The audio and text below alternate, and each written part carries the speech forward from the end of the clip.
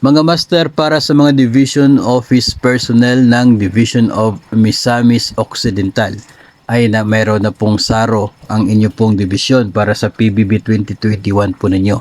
Maging ang mga division offices din ng Hingoog City, Cagayan de Oro City, Misamis Oriental, El Salvador City at Division of Osamis City.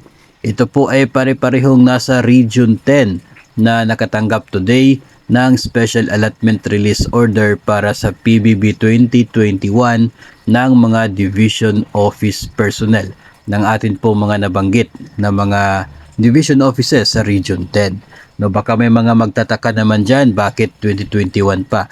Ito po, as I mentioned kanina, para sa mga Division Office personnel dahil sila po ay hindi pa nakatanggap ng PBB 2021.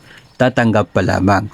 Samantala, yung mga teachers ay nakatanggap na at naghihintay na sa PBB 2022. So far, matapos po ang ilang araw at linggo ng pag-aabang ang mga regional offices na mayroon ng SARO para sa PBB 2021 ng mga division-based personnel ay napapansin po natin yung NCR, Region 4A, Region 8 at maging ito pong Region 10. Ngayon, Region 3 na rin. Meron na po sila, nauna na po.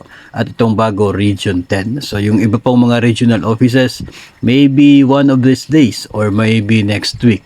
Abangan na lamang po natin yung mga bagong releases galing sa website ng DBM.